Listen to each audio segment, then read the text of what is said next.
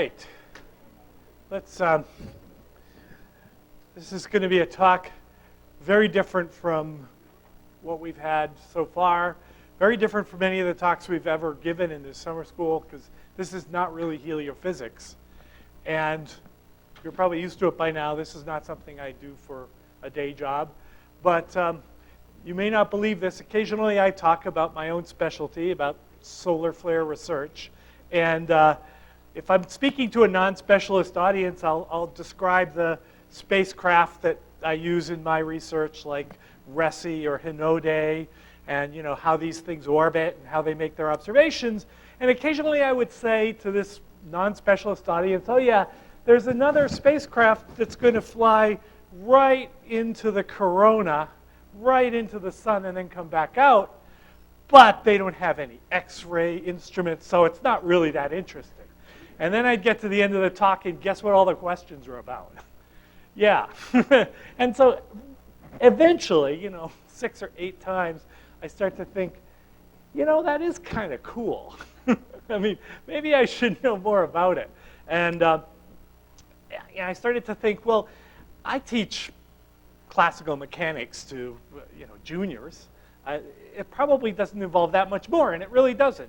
And so I basically set myself the homework assignment of working out how it is that Parker Solar Probe or any of these other spacecraft, here we have a couple that you see the orbits. Let's start with Voyager.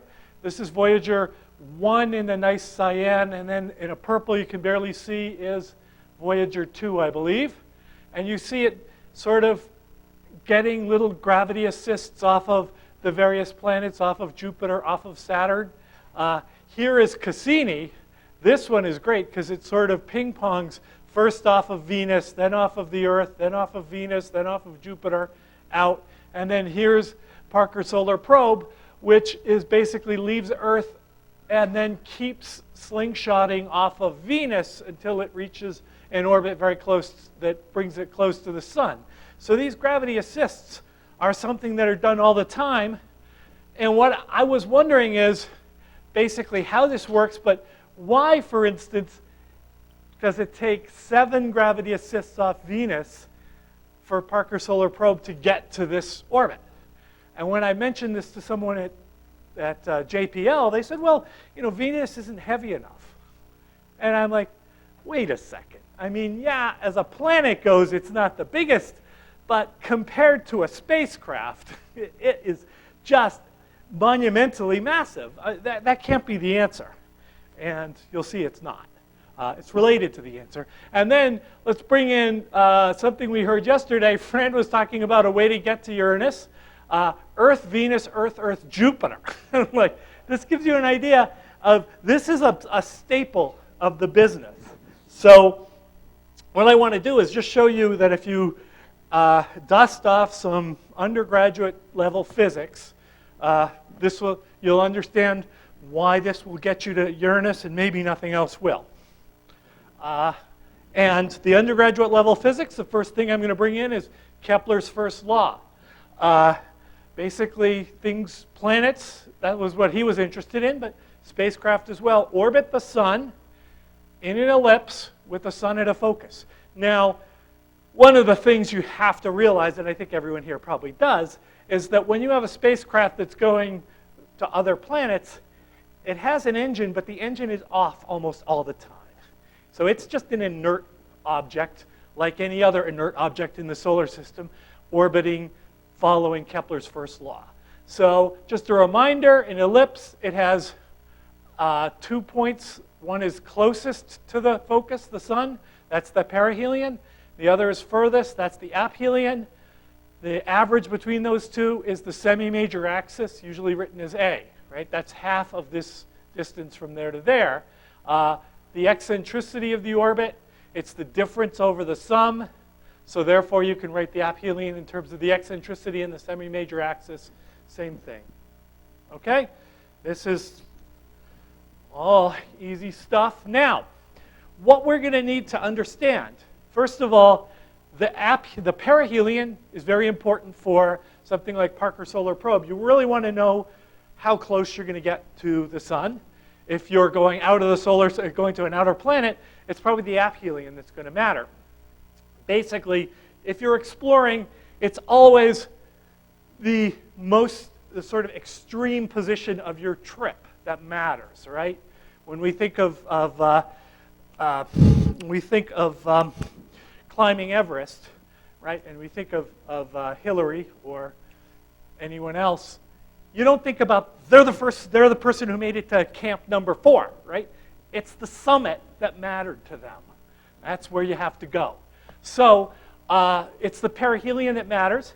But if you're in the business of sending rockets places, you don't control the perihelion, you control the velocity. So we need a relationship between where we want to go and the speed we're going to get there with. So that's where you bring in just a couple of formulae, and these are just, this will all be posted, so you can save your ink and not write these down. This is just the relationship between the velocity and the radius in the semi-major axis. And suffice it to say, you get a simple expression, and what really matters, if I think of a given position, so we're all going to use a reference radius.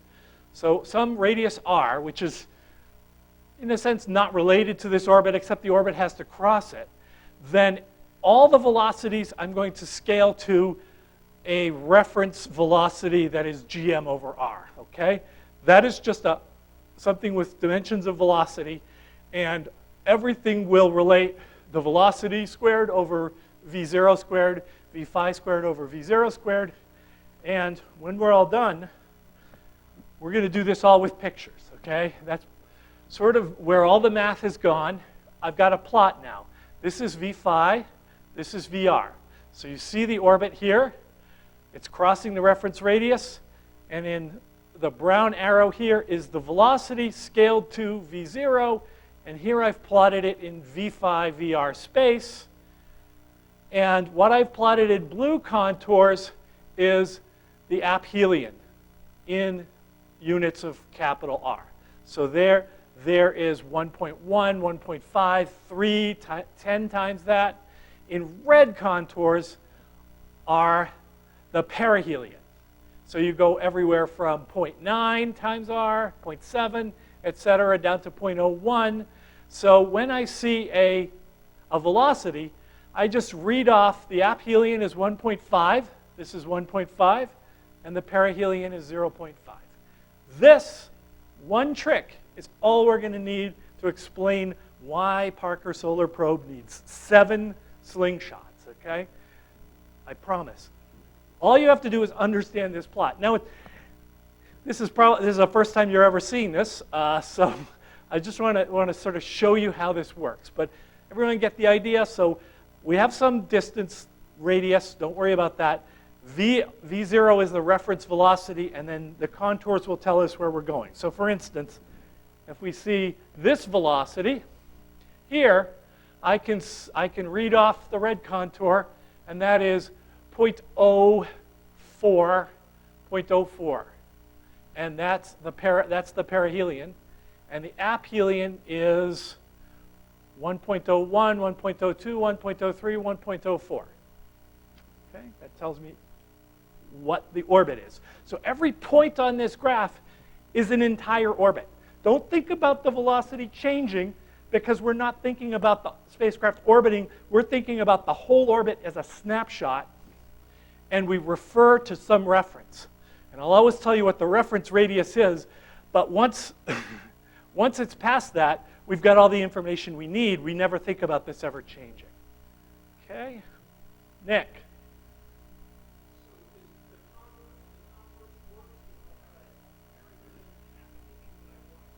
Right. That tells you the velocity. So if you're at this point and you have control of your rocket motor, then you put your velocity at that point and you will get where you're going. There's a couple things I want to draw your attention to. All these blue contours, these are the aphelion.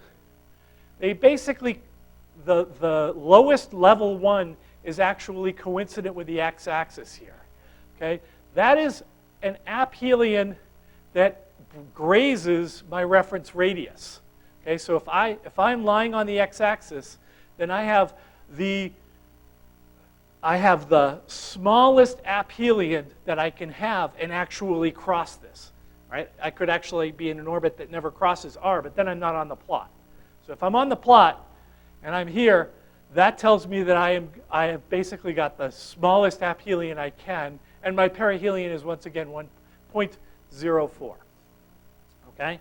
So that portion of the x-axis, the v phi axis, is my minimum aphelion. Similarly, this portion of the x-axis is the maximum perihelion. So that's something where the perihelion just grazes my axis there, right? So if I'm on that portion, then I have a perihelion that barely gets to where I'm going and then goes back out again. Okay? So this gives us some ideas. And then, of course, we have this region, this last curve over here, square root of 2 times this reference velocity. That is going to make this denominator vanish. And so my aphelion will be infinity. I've escaped. Okay? Everything outside of this curve is essentially a hyperbolic orbit. It's going out of the solar system. Okay? So that's the whole graph. And I just want to give us some practice. Let's see if we can put this into practice here. I have shown you this is orbits that are crossing the orbit of Earth. Every spacecraft we launch has to come from Earth, right? Until we start having construction bases on Mars, they're all coming from Earth, so all their orbits initially at least cross Earth's orbit.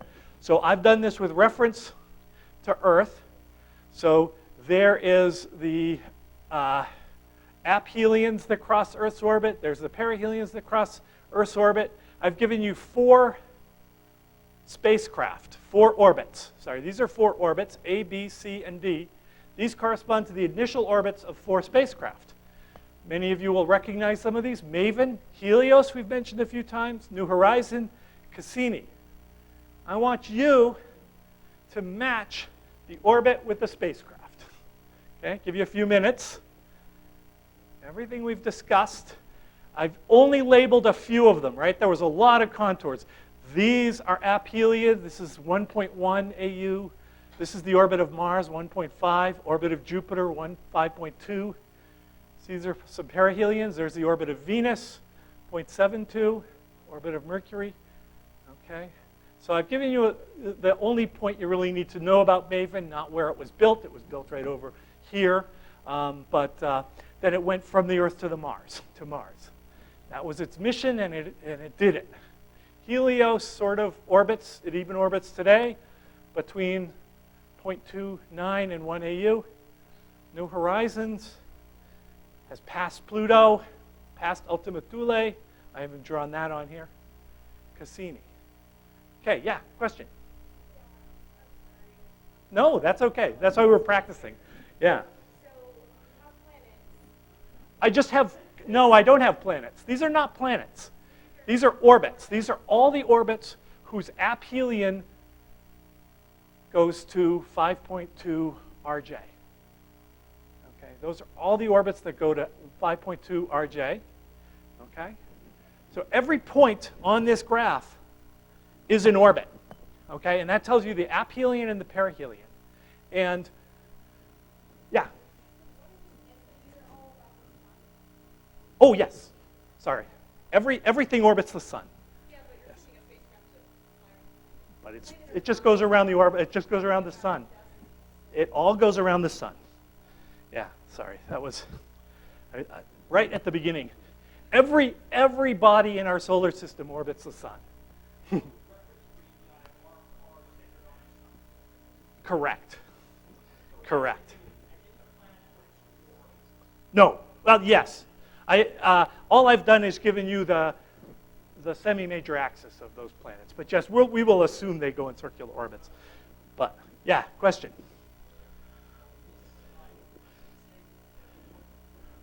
A whole orbit.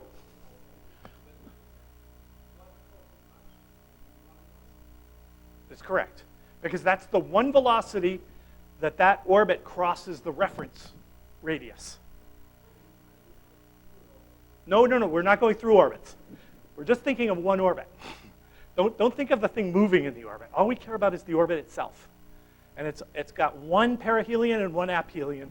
That is given by the red contours and the blue contours. Where they intersect, that tells me the whole orbit. This tells me the velocity. It relates it to the velocity at this one reference velocity. And after all, when we're doing this exercise, the velocity is relative to Earth, right? So only don't think about the fact that as Maven went out, it changed its velocity. Think about how much velocity it had when it left Earth. That's what we're really interested in here. Yeah.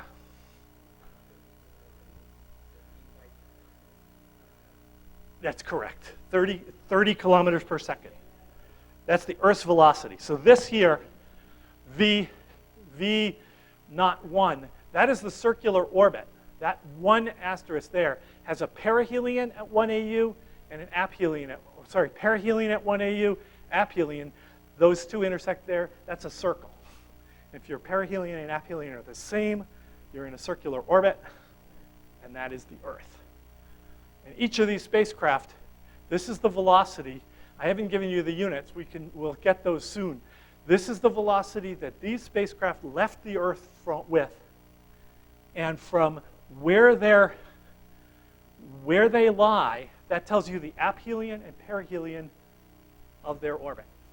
Don't think about them ever changing their velocity, because once they leave the Earth, Kepler has them under control at that point.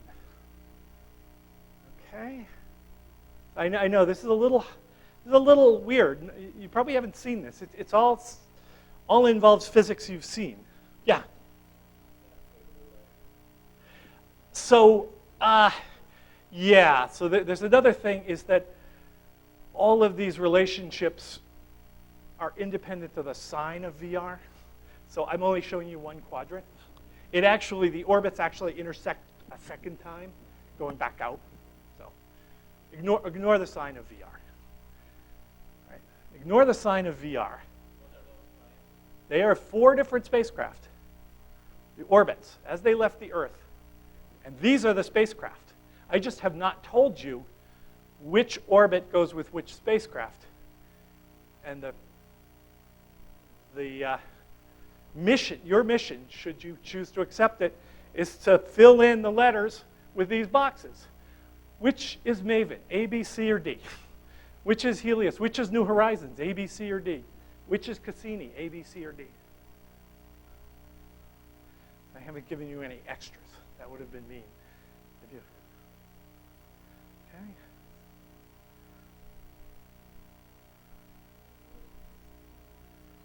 So the perihelion is the red.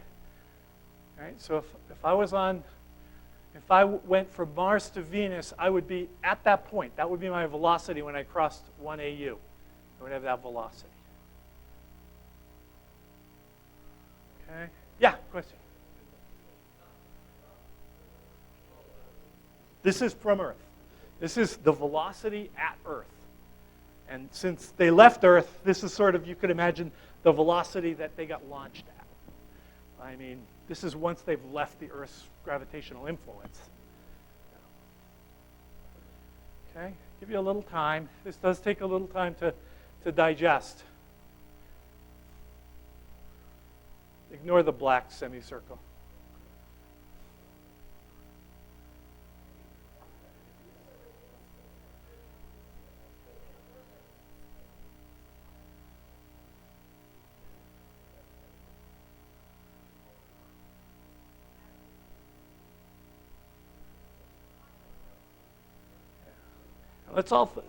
Everyone focus first on Maven. See if you can pick out which orbit is Maven. That's actually from Boulder. Yes, Leah. Ignore the black circle. That's the crease. You can't interfere with the goalie when he's inside that black circle. Don't ignore it.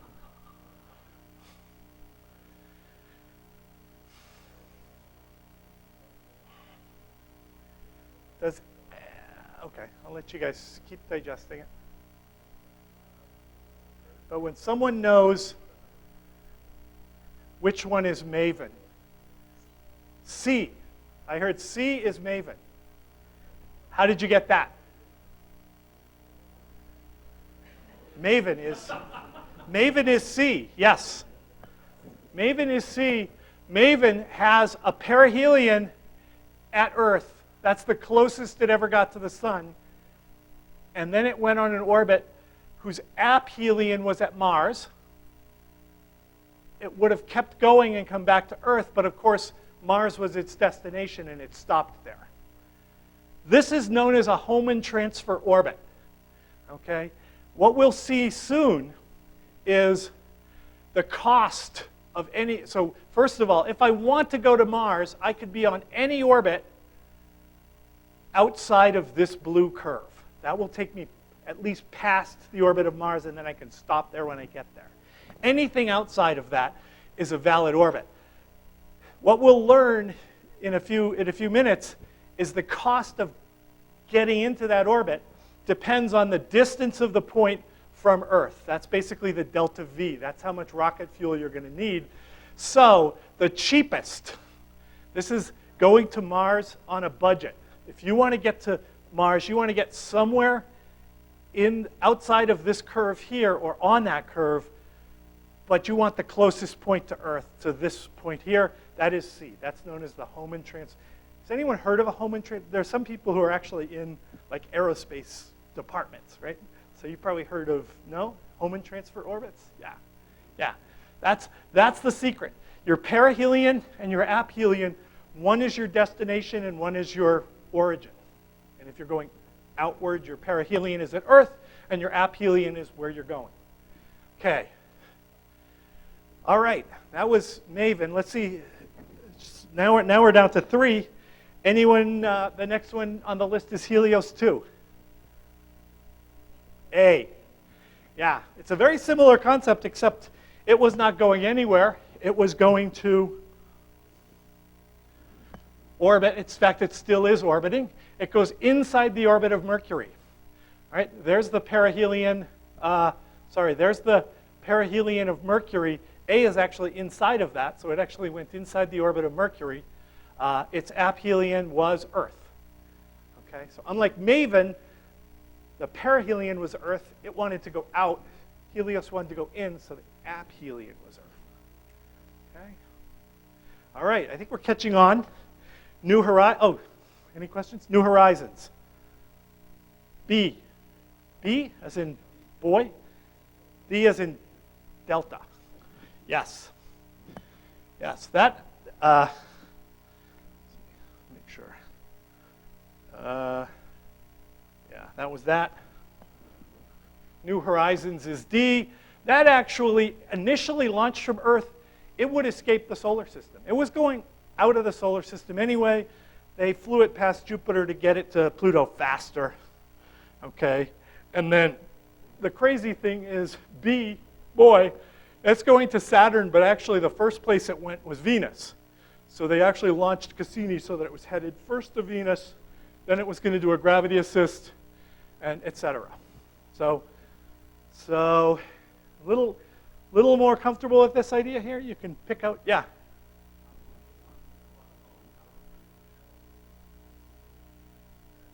You wouldn't know that. You wouldn't know that. But you knew it could, right? You knew its perihelion was closer than Venus, so it was going past the orbit of Venus. If they launched it at the right time, it could actually come very close to Venus. If they launched it at the wrong time, I'm sure someone would have lost his job, but it wouldn't have missed Venus, but it would have gone past the orbit of Venus. Okay. So with that being said, here is the initial orbit of PSP. Okay, it was sent with an aphelion, a little bit outside of 1 AU. That's actually probably close. Well, anyway, let's not dwell on that. And it's going to a perihelion of 0.21 AU. Okay, that's a long way. That's like 40 our sun. But here's the issue. if I look at that velocity, that's like 17 kilometers per second. The velocity of Earth is 30 kilometers per second, roughly. So I have the delta V that actually has to lose a lot of velocity. But here's the trick. That delta V is the velocity relative to Earth. That's the velocity we had to kick PSP out of Earth with. And that is 12.7 kilometers per second. That's the crucial thing. That's where you go to the United Launch Alliance, Boeing and Lockheed, and say, we need to send this thing off at 12.7 kilometers per second. How do we do that? And you say, well, it's not rocket science. Oh, wait, it is rocket science.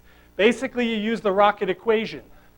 Okay, the mass times the acceleration is the force, and the force is coming from sending gas away from your nozzle at some velocity u. Okay, this just sort of demonstrates this is conservation of momentum between the gas and the spacecraft. So you have this equation. You solve it, you find out that delta V is this velocity u. That's the velocity the exhaust is going out of your nozzle times the logarithm of the amount of fuel you burn divided by the mass of the payload. Have people seen this? This is sort of something I teach, actually even teach it to freshmen. This is just Newton's law. And one of the other things we cover in freshman physics is the impulse. That's the integral of force over time. It's u times delta m. So u is given the name of impulse per mass specific impulse. Okay? But it is just the velocity u. Okay? And I do teach freshman physics, so we have to keep our units straight, and we have to know the difference between mass and weight. Everyone's familiar with the difference between, you do not divide the impulse by the weight, because the weight is a force. If you do that, you get a velocity in units of seconds. That's very puzzling. Unfortunately, I know there are a lot of people who do that, because you'll usually see specific impulse quoted in seconds. Okay? It shouldn't be. It's mass, it's impulse divided by mass. That's what specific means. Specific is per unit mass. Impulse is, anyway. So it is a momentum per mass. And the key thing is how fast can you get your rocket exhaust coming out of your nozzle. Okay? And what that really depends on is what you're burning. Okay? If you burn hydrogen and oxygen, you make water. This is all the chemistry I ever remember. H2O is water. It's 2 parts hydrogen, 1 part oxygen. And you get 2.25 electron volts, which is what is causing the gas to go out. And it goes out at about 4 kilometers per second. Okay? So what your specific impulse is when you have this mixture is 4 kilometers per second. So what that tells you is if you want to go out of the solar system, we've already said you just need to get square root of 2 times 30. That is 12 kilometers per second delta V. So if you have 4 kilometers per second, you need 12 divided by 4. In the exponent, you basically need a fuel that weighs 20 times what your payload weighs. That's a lot, but it's possible. That's what New Horizons left with. It basically had a payload that was 5% of the weight of the fuel, and boom, it's headed out of the solar system. Now, it's a big misconception among the public that it'd be very easy to just throw stuff into the sun. Nick, question?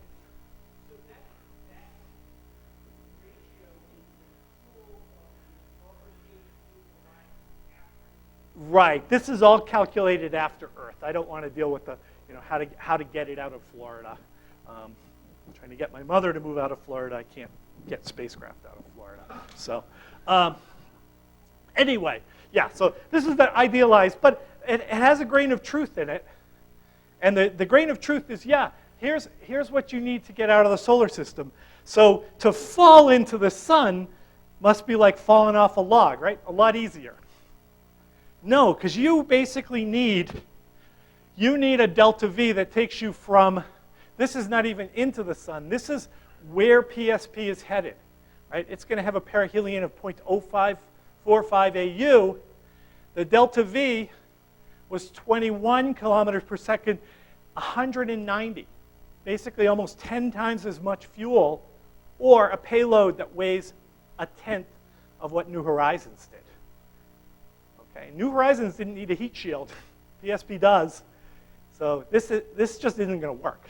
So yes, the sun is the hardest place in the universe to get to. Okay, getting anywhere outside the universe, you just need 12 kilometers per second delta V and a lot of time, and you will make it there. Getting to the sun, you need at least 10 times more fuel. Okay? And it's all because of that pesky exponent, right? There's really only, it's not even twice as much delta V, but it's in the exponent, so it's a lot more. All right. So what to do? Yeah, so that gives you an idea. That's what this crease is about. This is basically all the places we can get with 12.7 kilometer per second delta V.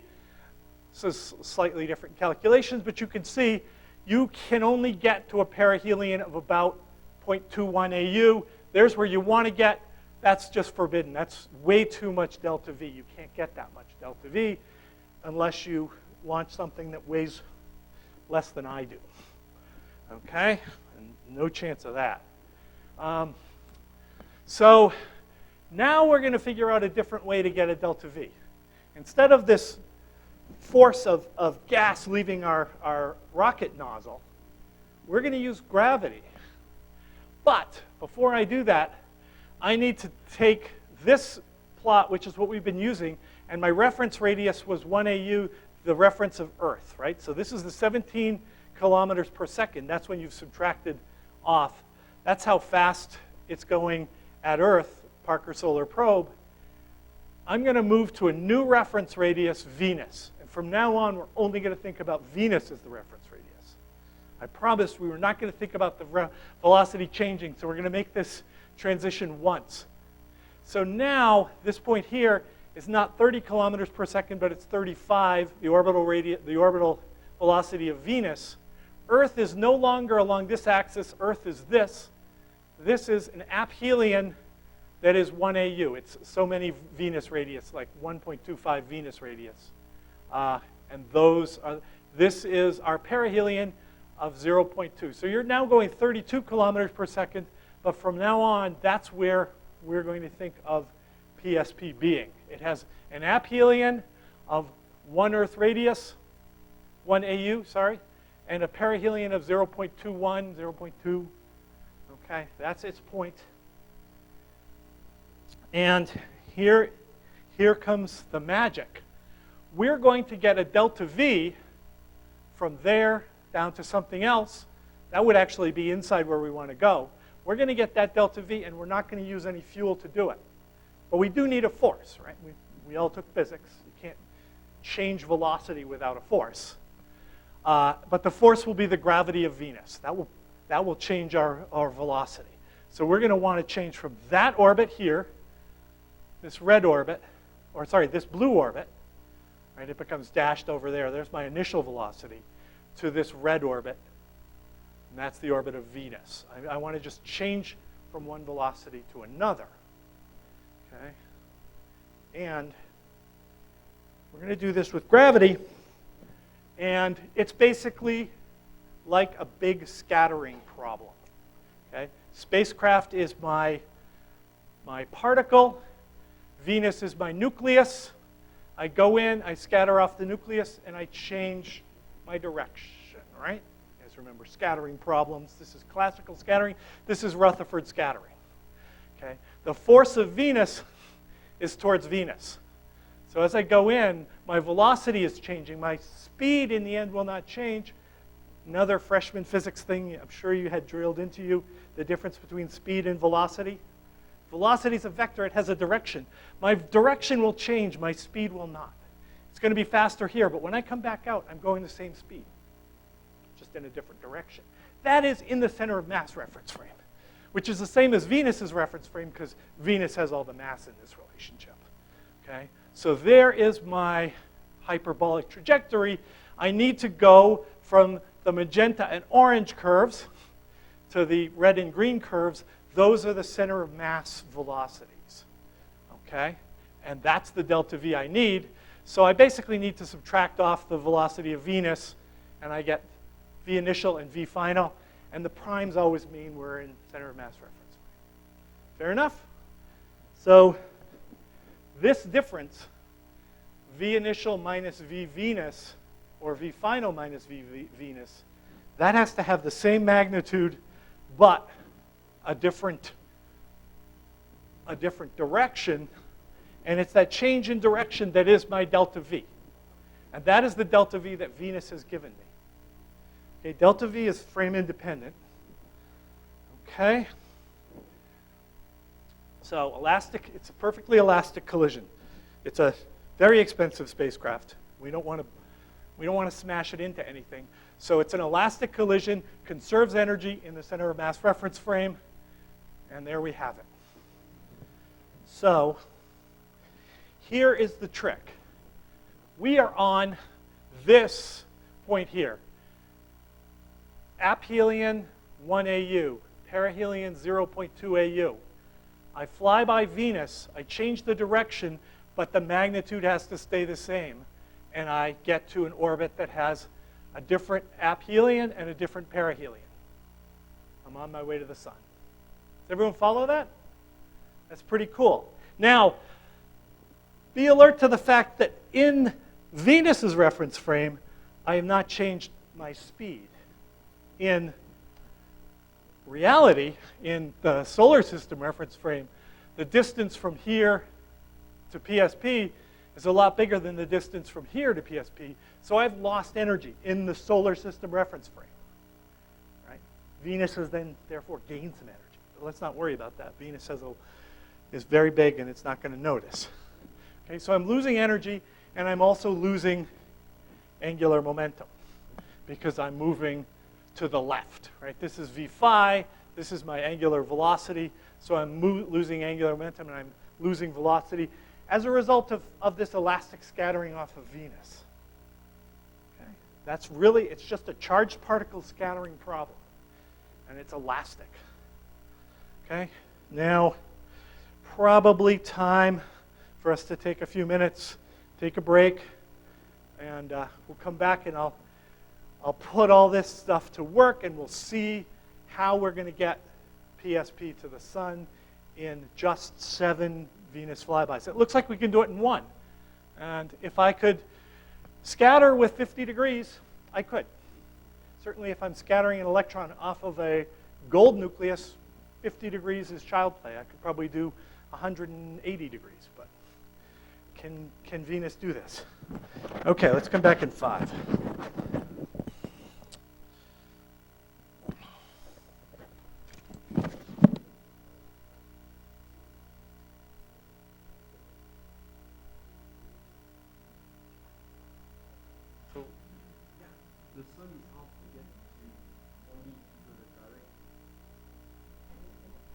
It's hard to get. I mean, you need a big delta V. Oh, yeah. Yeah, so as long as the delta V can come from gravity, it's still going to involve a lot of gravity assists. Yeah. But yeah, getting out. We've chosen not to. If you could, there are other technologies where you can make your specific impulse much bigger, just not chemistry. Okay. Chemistry won't get you much more. H2O, H2 to O2. That's about the best. Specific impulse. Yeah, ion engines. Those basically use big voltage to accelerate ions across, and your delta. Yes, so it gives you a big specific impulse, but the rate, m dot. So F is actually the specific impulse times m dot. That's the thrust. Yeah. Getting off the planet requires actually big F. That's why I've ignored all that. But once you're in space, if you have an ion engine, get a big delta U. And so then you need a lot less fuel to get your delta V.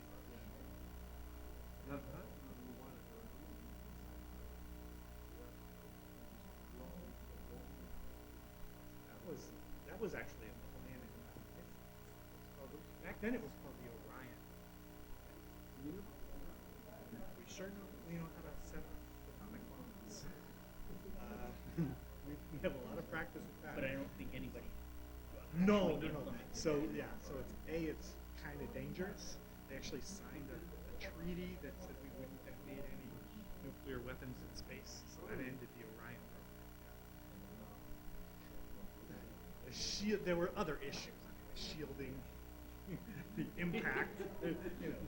But the engineers would have loved to go at that problem.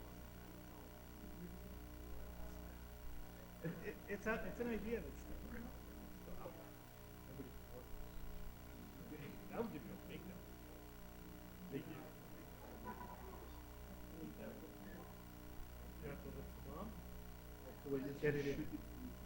Well, you have to shoot it from the ground. Yeah. But you don't want it coming back down. Whatever you do, that's better. All right. So, everyone regain their wits here. We're ready to do this last piece. So, I've tried to convince you that elastic scattering, just using the force from Venus, can get us from where we had to start off, because we didn't have any more rocket fuel than that to get us to that orbit. But an elastic collision with Venus can send us to where we want to go, as long as our elastic scattering can give us a 50-degree deflection. 50 degrees is the angle between there and there. We need 50 degrees. Okay. So, sorry if I promised there'd be no more math. This is more or less copied out of a textbook. I made one adjustment. Usually when we do Rutherford scattering, the parameter we're interested in is what's called the impact parameter, right? It's the distance between the nucleus and the path that we launch this particle at. Not how close the particle ever gets, but that initial, right? You all remember the impact parameter. But the impact parameter for space travel is not nearly as important as this, the pericenter. So I don't call it the perihelion because this is Venus, actually. So if I instead use the pericenter instead of the impact parameter, and again, I need something, and this is actually not the reference velocity, but this is the escape velocity, the escape speed, I should call it, from that point P. Okay, so it's just the mass of Venus divided by the pericenter with some constants and a square root. Okay, and then this is how you rewrite the Rutherford scattering formula. The angle I get, the delta V, is just twice the arc sine of this ratio. It involves my initial speed, relative to Venus, squared, divided by that escape speed. So we heard something about collisions in a plasma which look exactly like this. Okay? In that case, what happens is if you're traveling very fast, okay, so VI is very big compared to that escape speed, then the denominator here is big, and therefore the arc sine is small, and you get small angle scattering. That's what usually happens in a plasma for just this reason. High velocity gives you small angle scattering. To get big angles, you need either a small velocity when you approach, but that's kind of fixed for us, or you need to fall deeply into that potential well. And then when you come back out, you'll be going in a different direction. Okay? So that's large angle scattering. Okay? We actually have fixed that we are approaching Venus at 23 kilometers per second. We will leave at 23 kilometers per second. That was fixed for us. We want delta theta to be 50 degrees. So I can just use this formula and solve for the escape speed of the point of closest approach. That is 28 kilometers per second. So I just need to approach to 770 kilometers from the center of Venus. I just need to reach a point where the escape speed from that point is 28 kilometers per second. and I have my 50-degree scattering? Good question. Does anyone know the radius of Venus? It is 6,000 kilometers. You have to go way inside Venus to get there. This is the problem. This is the big difference. I guess there are many differences between an atomic nucleus and Venus, but you cannot get close enough to Venus to get a 50-degree scattering. Okay, that's just not possible. In fact, so that's off the table.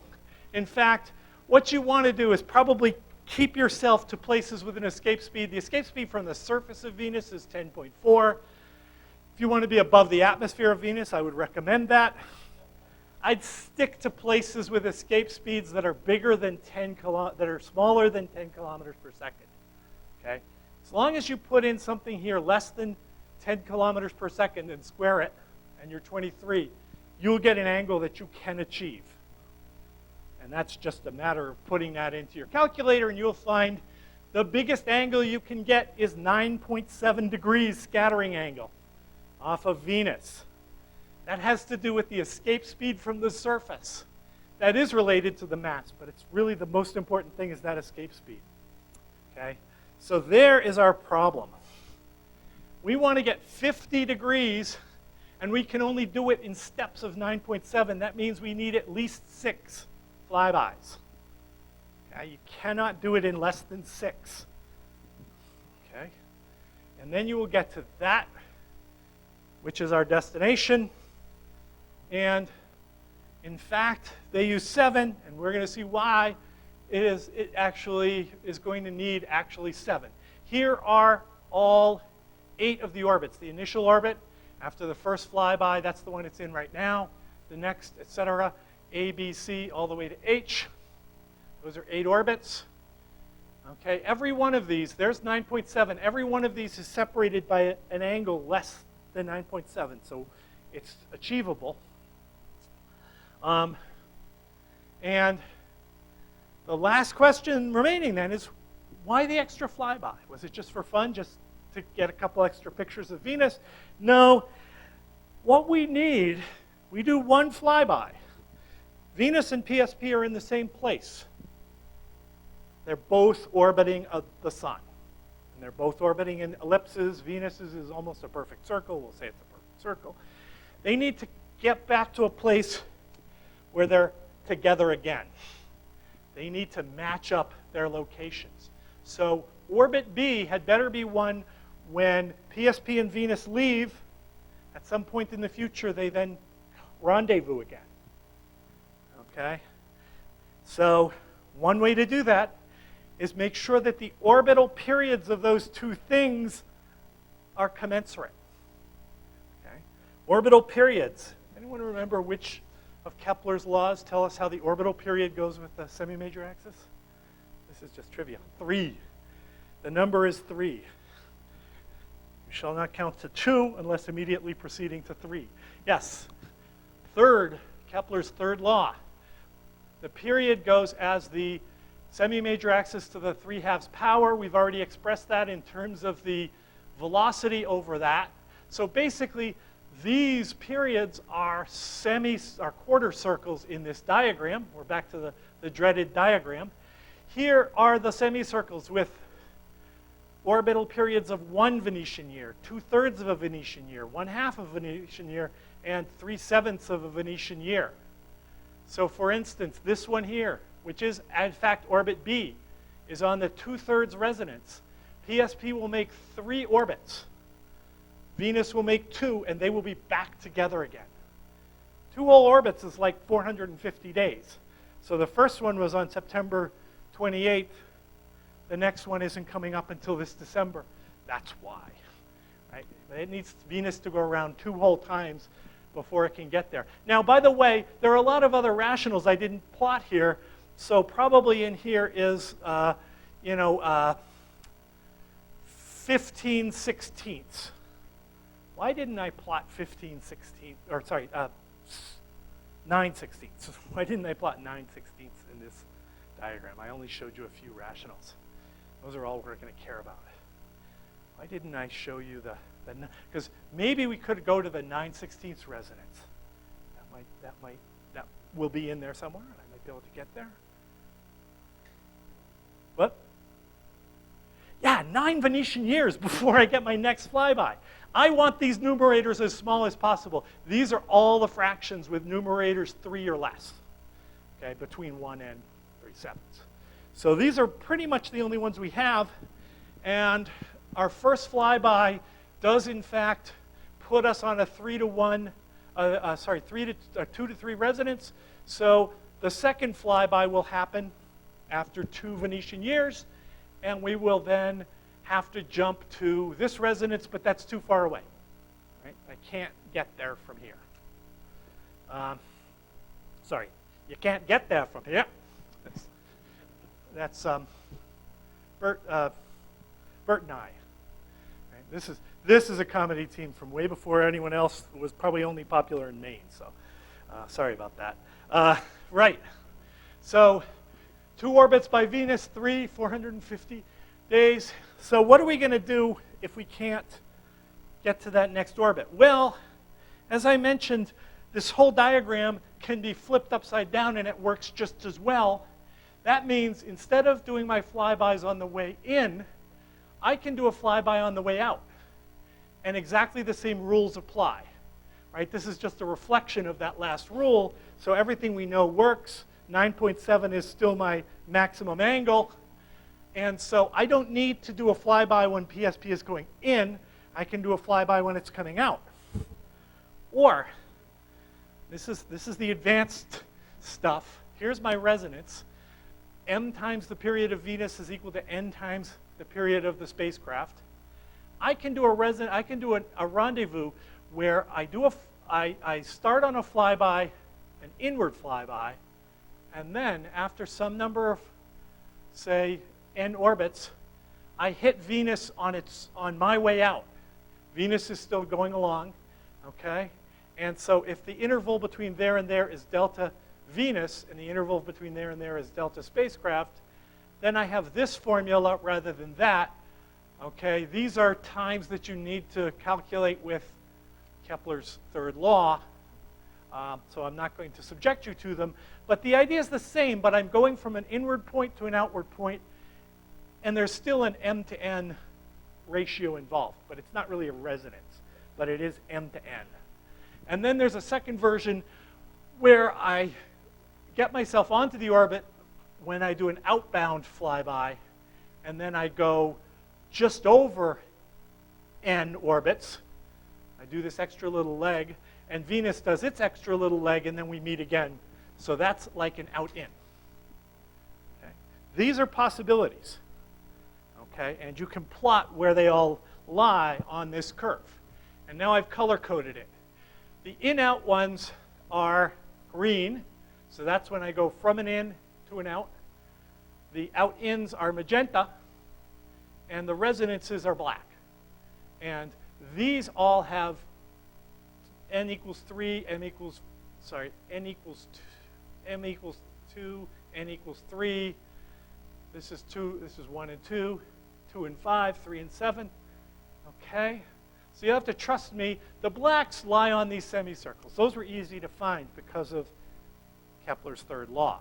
The other ones are hard to find, but I am a rocket scientist, so I found them. So now we've got a bunch of points. Now we're basically facing a game like Candyland. You just have to move the counter from space to space. But there are rules, okay? The rule is, if you do an in-out flyby, then you've met Venus on your outbound, or sorry, on your inbound, but you're going to meet him again on your inbound. The only way to do it is to go to an out-in or a resonance, okay? So the rules of this version of Candyland, you can go from green to magenta or black. You cannot go from green to green, okay? Or you can go from magenta to green or black. You can't go from magenta to magenta. Does everyone follow that? So, because once you've been deposited on an inward flyby, right, you have to meet either on the outbound So you're on an in-out, or you have to meet on another inward. You're on an in-in, which is a resonance. But you can't meet on an out-in because Venus isn't going to be there for you. Okay? So that's the sort of rules. We got from Earth to B. And the trick is, and you can go from black to either one. Where can we get? And what we can do is we can go from B to the green. We were on an in-in, we can go to an in-out. Green is an in-out, that's C. Okay? Now from C, I can go to an out-out, that's D. And from D, I can go to an out-in, that's E. And from E, I could go either to the green or the black. The black is a little further away, but it's doable. I can't go to the magenta, and that green's too far. Those tick marks you can barely see are 9.7 degrees apart. I can't get there. So my only option from E is that black one there, and that's indeed F. And so from that black one, I can go to G, and then pretty much from G, I'm going to go to anything else. Actually, probably the one things I don't want to go to, G, I don't actually want to go to that 2-5, because then I'd risk hitting Venus again when I'm trying to do science. So those are my orbits. Those are all of them. That is the complete set. So orbit A, that's flyby number 1, flyby number 2, flyby number 3, etc. So for the resonances, a Venus year is 225 days. So this is on the 2-to-1 resonance. So I will have my flyby separated by 225 days. This is flyby, this is orbit B, separating flybys 1 and 2. That's 2 Venus years. That's 450 days. This is the last one, 3 to 7, 675 days. All the in-outs, I go a little less than a complete Venus year, or a little less than 2 complete Venus years. So that's a little less than 225. That's a little less than 450. The out-ins, I have to go a little more than a Venus year. That's a little more than 225. Add it all up. It's taken you 6 years to get there. You have to do 7 flybys. And the 7 flybys are dictated by the rules of Candyland. That's the only jumps we could make that were legal jumps. Okay? So let's, oops, oh shoot. Uh-oh. Yeah. So that little orbital diagram you have there showing all the, Yeah. what's the reference frame for that? This is in an inertial reference frame.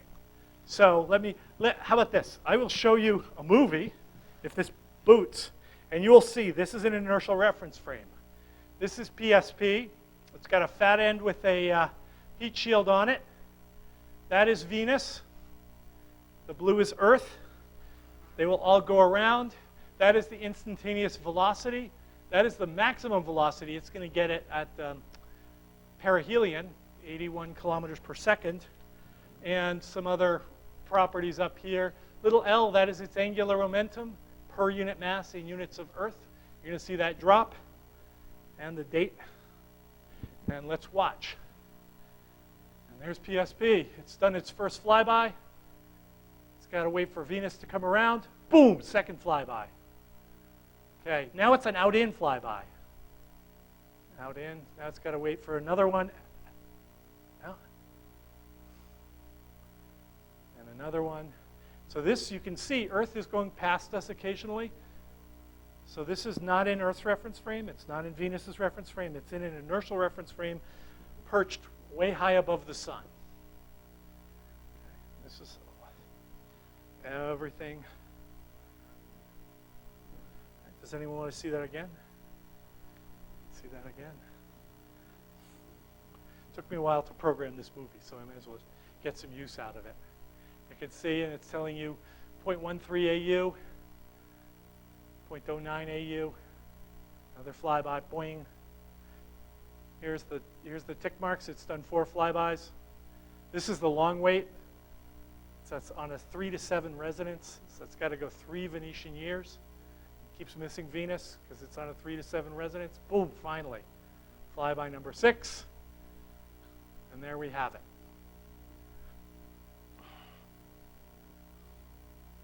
All right. So far, so good?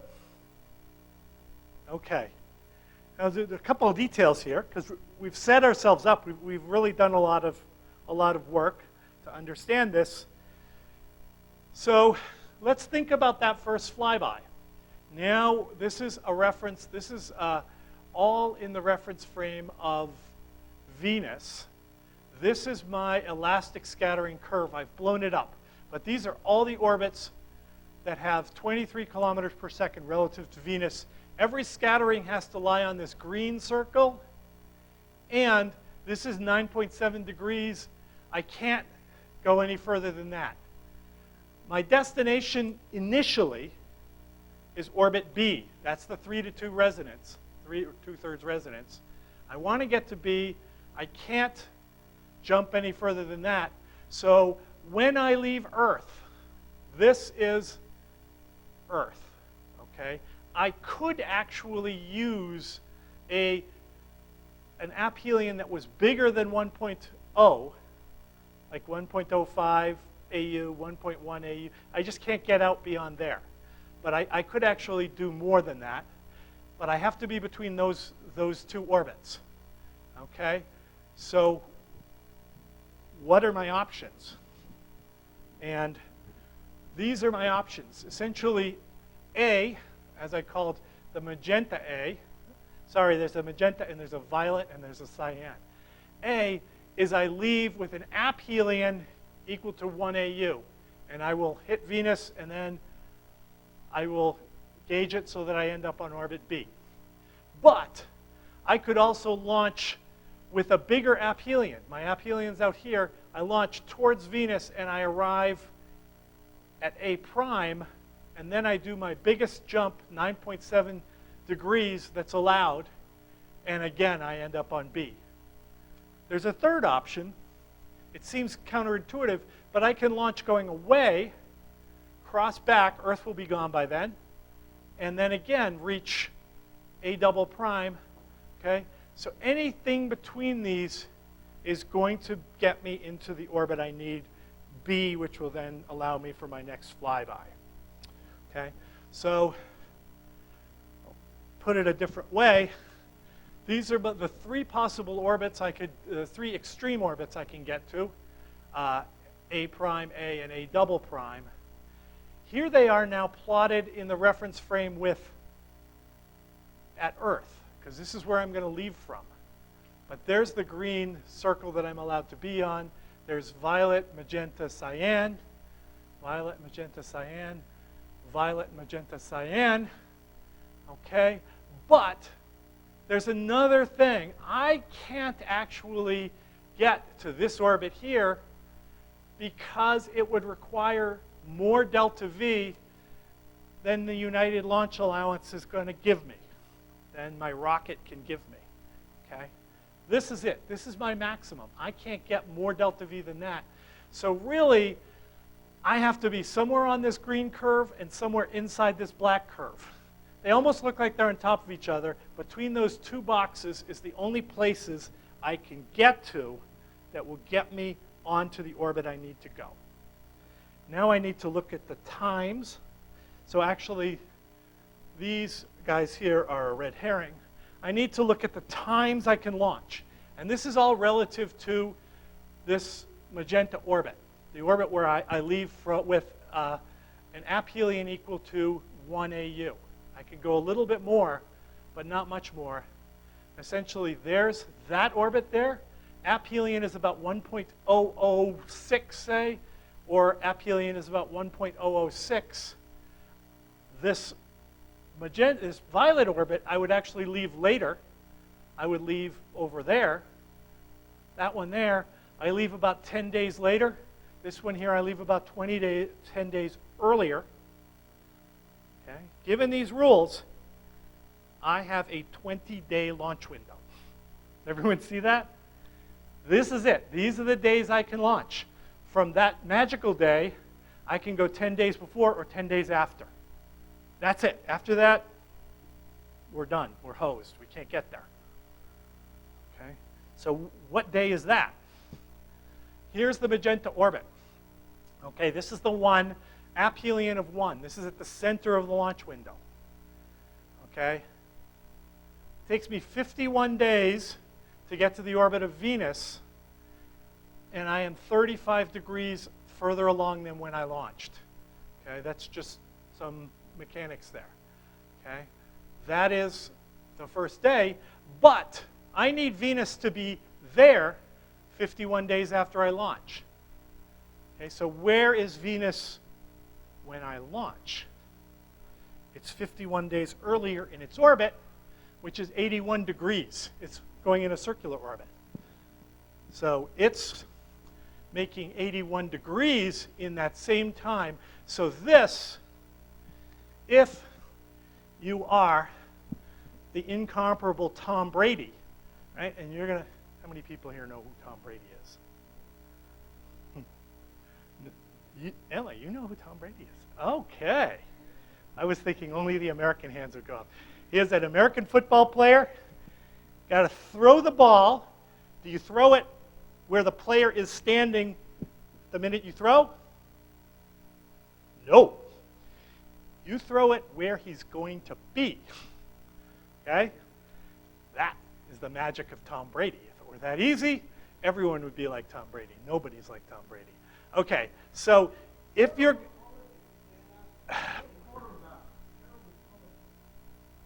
Politics. This is not politics. This is about leading the receiver, right? You have to lead the receiver. So there you are. What you need then, on the day you launch, you need Venus to be 46 degrees behind the Earth in its orbit. Then you launch. 51 days later, you will be there. 51 days later, Venus will be there, and they will meet. Okay? So once you know you're looking for the time when the Earth and Venus are separated by 46 degrees, here are the days. 2015. That was actually the original when they first planned the Parker Solar Probe. They were going to launch then.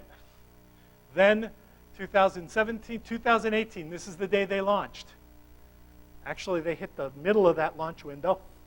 They could have gone 10 days later, and they would have made it. If they missed that, they had to wait for the next time. That is 19 months afterwards. Okay, so these launch windows are coming every 19 months. Now, the Earth goes around every 12 months. Venus goes around every 9 months. So what gives us 19 months? It's actually the difference of those frequencies, right? You have to take the frequencies 1 over 9 minus 1 over 12, then take the reciprocal of that. So these are your options. This is where you're going to launch, okay? And the last little bit, okay, so does this sort of, does this make you feel like, wow, you know, this isn't all that difficult, you know, little junior level mechanics. You have to work these angles out. That I will admit, you know, you just have to do a little bit of calculation for that, but it's basically so, you know, Kepler's equations.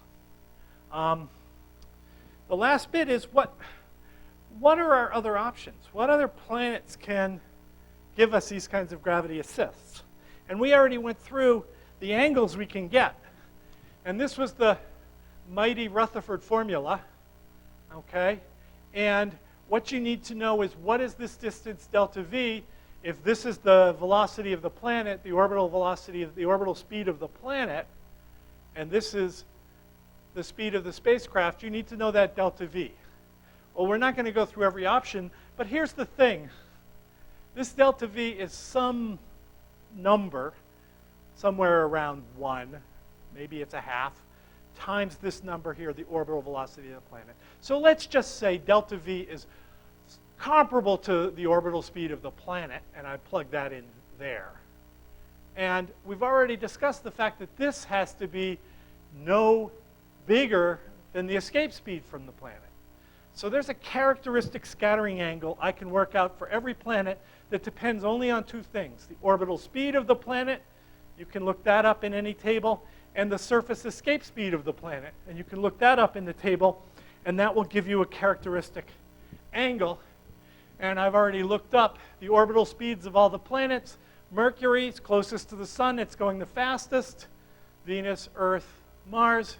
Jupiter, it's big, so therefore it moves slowly, like all big people. No, it's far out, therefore it moves slowly, 13 kilometers per second.